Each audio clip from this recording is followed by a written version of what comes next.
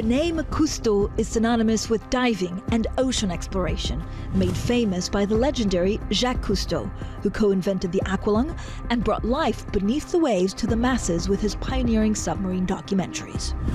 Growing up in that environment was his grandson, Fabien. Scuba diving by 4, and with more than 25,000 hours logged underwater, he's developed a deep love for the ocean and desire to protect it. Without a healthy ocean, we don't have a healthy future. It's that simple. And whether we care about the ocean, whether we know about the ocean, or whether we live thousands of miles away, the ocean is the reason why we exist. It's the reason why we breathe. It's the reason why we have the things that we love, that we cherish, and that we depend on. Now, Fabien is setting up Proteus, which he describes as the International Space Station of the Sea, an underwater world that will allow for exploration on a level never seen before. There's sadness within Cousteau about what's happened to the oceans, but also a sense of responsibility to do whatever he can to preserve what's left. There are places that I can't bring my daughter that were fireworks display, like they're beautiful. They were just paradise because they no longer exist. We're at a turning point now in our history where we have to look in the mirror, look at our children and say, what is it that I want? What is it that we as a society want for our children? And to me, it's giving back to our future generations what we've taken for granted. In this episode of Leaders with Lacqua Goes Green, I speak to aquanaut and environmental advocate Fabien Cousteau about his mission to protect the oceans that represent 99% of the planet's living space. Fabien Cousteau, thank you so much for joining us on Leaders with Lacqua. I mean, you have such an iconic name. What was it like growing up with that name? Well, merci. It's a absolute pleasure to be with you. It's a double-edged sword. It is both a privilege and a responsibility. It brings about a lot of preconceived notions, as well as the need to leverage the opportunities at hand today to make this planet a better place. What's your earliest memory of your grandfather? Well, there were many, but when I was a little boy, I remember on my 4th birthday, there was a gentleman who was a friend of the family's reading a newspaper at the bottom of the pool. And I was curious about that, as we have some very strange friends. And I went down to go investigate, not really realizing as a 4-year-old what that meant. And next thing I knew, he handed me something that I put in my mouth, and we started buddy breathing together. And that was a regulator. And that gave me that aha moment, that appreciation for how amazing it was to be able to fly free underwater without the bonds of gravity. And from there, my grandfather took me to a place called Catalina Island, where I actually had my first open water dive.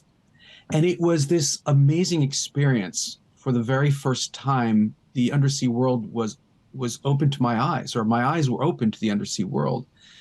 These Garibaldis dotting these beautiful kelp forests that were this basically like a cathedral underwater, with light shafts going through, and the orange of the Garibaldis and other animals, just kind of making this firework display of life that has fascinated me ever since.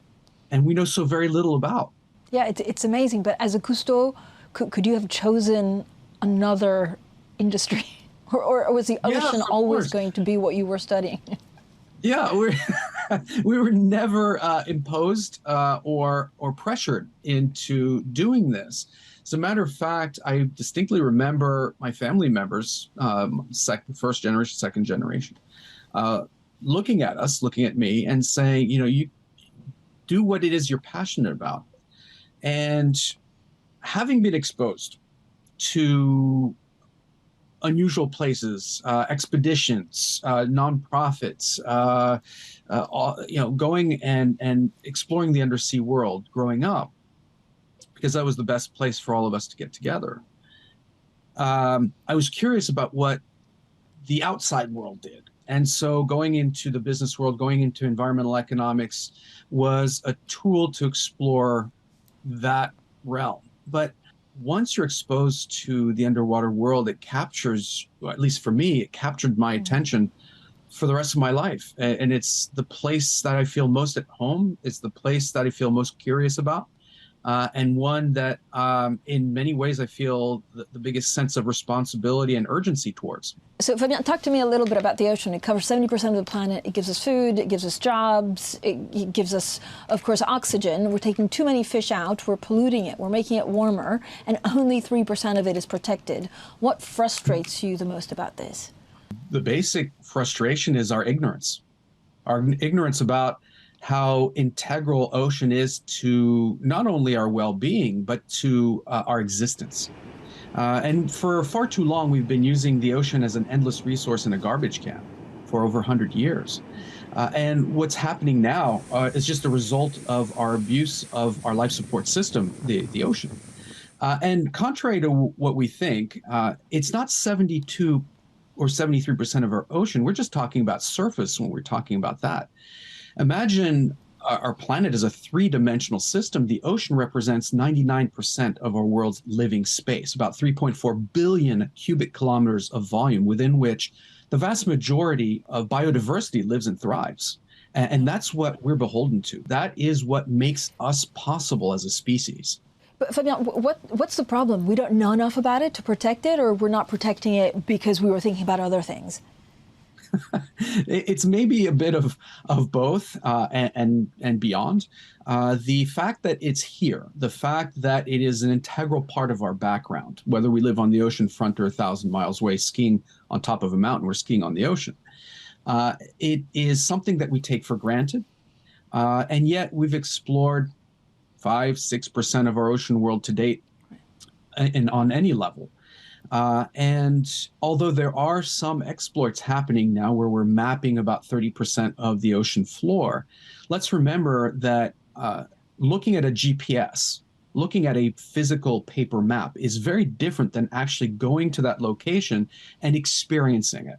And it's the same thing with the ocean. We don't know what's down there. We don't really know how it affects our lives, other than the very basics. But what we do know is that what happens to the ocean is happening to us and to our future viability as a species on this planet. And it's by our very own hand that the ocean is reacting in such a way. So we have to be much more conscious and much more connected with our ocean world. And I'm a big proponent, of course, as you know, of ocean exploration, but one Proteus, that now, which is behind you. Are you in master control there of Proteus? You have like the whiteboard behind you. I was hoping it would be some secret plans of what you're researching next. Well, if you look at all the tools of ocean exploration, we have boats, we have submersibles, we have AUVs, autonomous vehicles. We even use satellites for the surface of the ocean.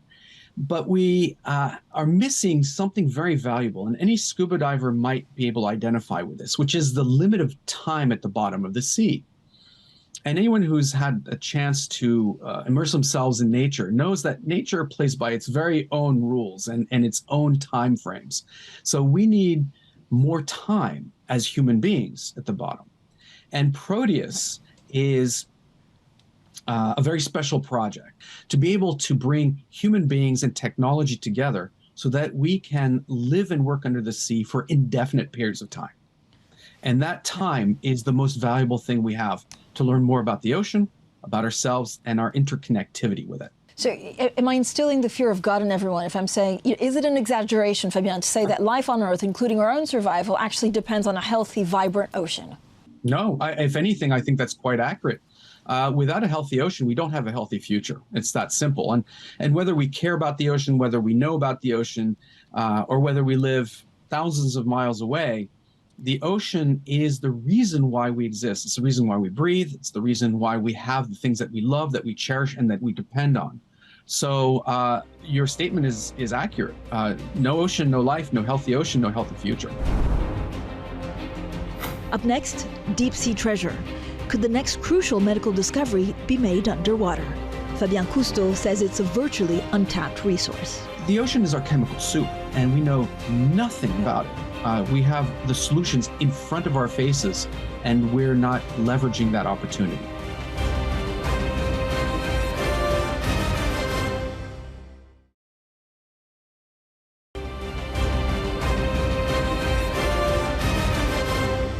A peer-reviewed study published in the journal Science earlier this year saw experts warning that a failure to curb carbon emissions may result in the extinction of most marine life.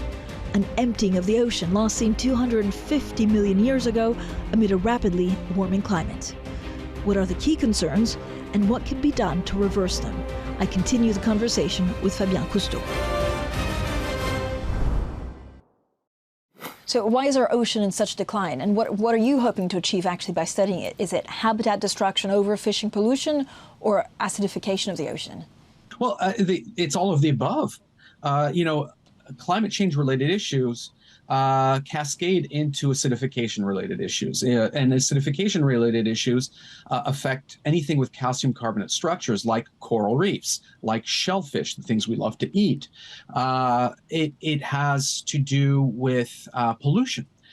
Both the stuff that we see, plastics and such, and the things that we don't see, like runoff and fertilizers and chemicals and dumping aimlessly all over the place, even radioactivity for that matter. And then it has to do with overconsumption of natural resources. Overfishing. We've been clear cutting our oceans since modern day fishing practices in the 1950s. We've lost 60% of our world's wild fish stocks at this point. We are going environmentally bankrupt. And that's a real problem, a real consideration for our future. And it also plays heavily into not only concerns, but opportunities to innovate, to find different approaches, to stop hunter-gathering in the oceans. We have lots of opportunities, but we're losing them if we don't start now. And I want to talk a bit about the high seas shortly, but can ocean degradation be reversed? And in how long? Only if the will of the people globally is such. Human beings can create miracles if they put their minds to it, and if they find new and different approaches that live more in symbiotic relationship with our life support system. We have the technological innovations necessary. We have the intellectual capacity to implement the necessary steps, but do we have the will to do so? And that falls on the shoulders of not only us as consumers, as individuals, which are the ultimate vote takers, but also the businesses and governments that need to put regulations in place so that we do that. There will be some sacrifice, there'll be some changes, there'll be some benefits, but we have to be able to take those first steps. So, Fabien, talk to me about Proteus. If this is like an underwater submergible international space station, who's funding it? And is it countries, or is it individuals like private business people that come on it to study it? Well, Proteus is literally the International Space Station of the Sea, right? It's an underwater laboratory and habitat that will be able to house up to 18 people for indefinite periods of time. The housing part and the laboratory part is just an aspect of this underwater structure that allow for human beings to go out and venture forth into the ocean column for extended periods of time, not minutes or hours, but hours and longer, and for weeks, months, and even further on, to be able to explore and understand better about the oceanic world, to be able to look at different methodologies, to be able to bring back that data that we need so desperately, to be able to experiment with, whether it's an anecdote for space exploration as a platform, or whether it's to find the next chemical compound that can combat the next viral pandemic. The ocean is our chemical soup, and we know nothing about it. We have the solutions in front of our faces, and we're not leveraging that opportunity. I mean, does it make a bigger difference if we treat it like, not necessarily a charity, but something that we have to preserve for, our survival, or whether we treat it as a business? So you look at the ocean economy, it's estimated, I think, to account for about 5% of global GDP, but assets are worth $24 trillion. So if you look at it through that lens, does it help in preserving some of the ocean and the high seas? Well, right now the ocean is valued at around 24 trillion US dollars in GDP. So it's the seventh largest economy under those terms. And I have a point of contention with that because we're not taking into account all the things we don't know. We're not taking into account the value of 6 months worth of oxygen every year, right? How much is that worth to the global population? We're not taking into account the intangibles, the well-being that we feel when we go on vacation to a beach. What is that worth? It's a bit of a fallacy to put a number on something that is so integral to our well-being and to our livelihoods. But we have to start somewhere. There's a lot more opportunity out there. But what I say with some trepidation, because if we don't learn the lessons that we've had on land about overexploitation and overuse, overconsumption of natural resources, we're going to go bankrupt. And so it's with that in mind that as we venture forth in the seemingly capitalization of our ocean and exploitation of our ocean, we have to take into account this is a communal bank account. This does not belong to one person. Right. This is a human right. But who's in charge? Because if you look at the high seas, for example, Fabien, right, you don't know who regulates the ocean. So you have who are the countries, or what countries are most at fault for hurting the ocean?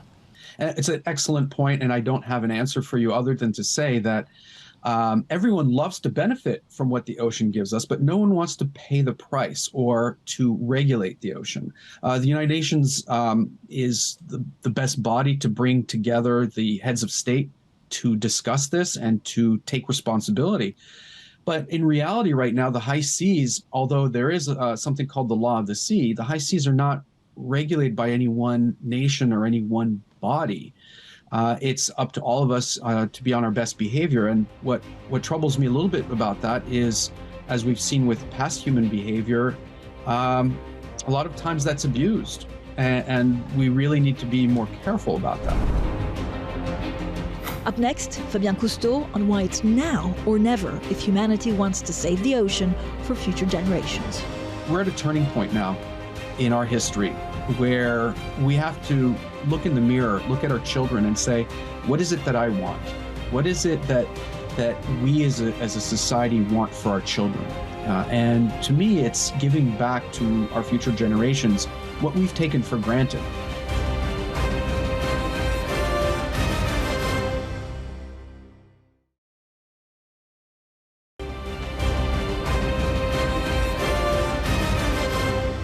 During a lifetime at sea, Fabien Cousteau has just about seen it all. But he's worried his daughter and future generations might not, as climate change ruins the oceans. I continue the conversation with the man who's lost count of how many hours he spent beneath the water. Fabien, how many hours have you been underwater during your lifetime? I don't even know if you have a number for that. Some estimates. Many. Yeah, I don't count. I've stopped keeping a logbook many decades ago. Some have estimated somewhere around 25,000 hours.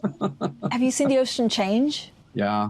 To be serious for a second, there are places that I can't bring my daughter that were fireworks display. Like, they're beautiful. They were just paradise because they no longer exist.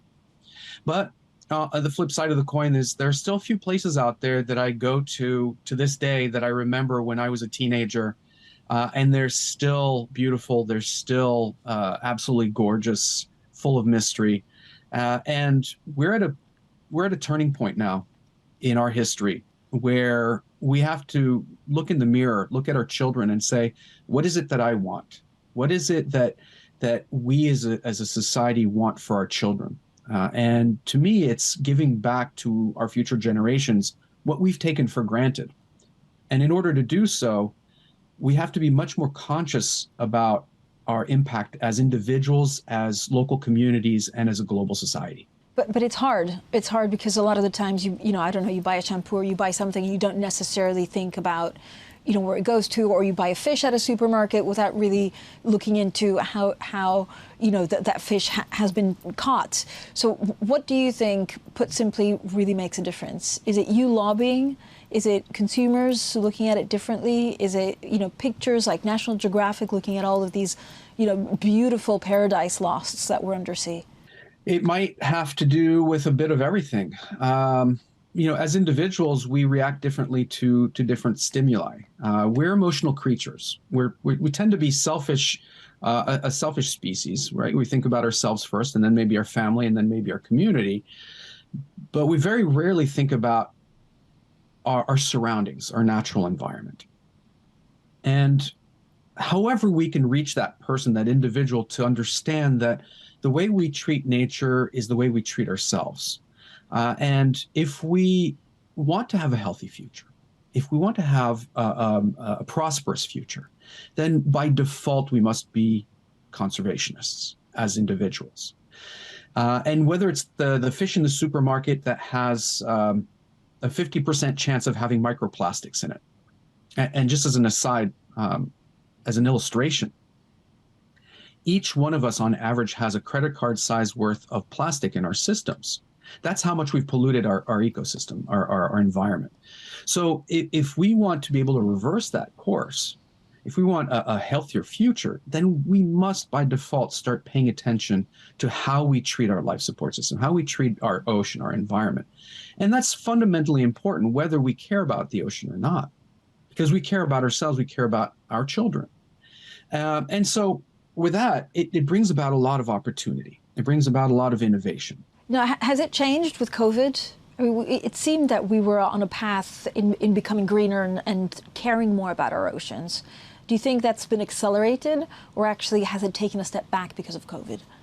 Well, we thought that during COVID, because of the limited activity, because people were traveling less and working less and staying at home more, or living a more low-key life for obvious reasons, that the ocean and nature was starting to having a resurgence of sorts. We started seeing animals in places that we hadn't seen be there in decades. Unfortunately, in many ways, life has rebounded, and with this revenge tourism and with this this activity of back to business, so to speak. In many ways, we actually have seen an acceleration of the degradation of our environment, because we're not taking into account our environmental footprint. In places we used to see a lot of plastic bags, we're now seeing a lot of masks and all sorts of other disposables that also have plastic in them. We're seeing a greater abandon of the abuse of nature, because we have such a desire to be there. And so, we have to be very careful. And I'm certainly not saying that we shouldn't appreciate nature, we shouldn't appreciate going out and traveling and enjoying what this planet offers us. But we also have to be much, much more careful about how we do it. And, I have a hard time with words on this, because as an adventurer and as an explorer myself, I'm very conscious of the impact that I have as an individual traveling, and I try and do my best to limit that. But, we're all flawed creatures, and we all can't make the best decisions in our everyday lives because we don't always have the right mechanisms to do so. But we must strive to do better every day.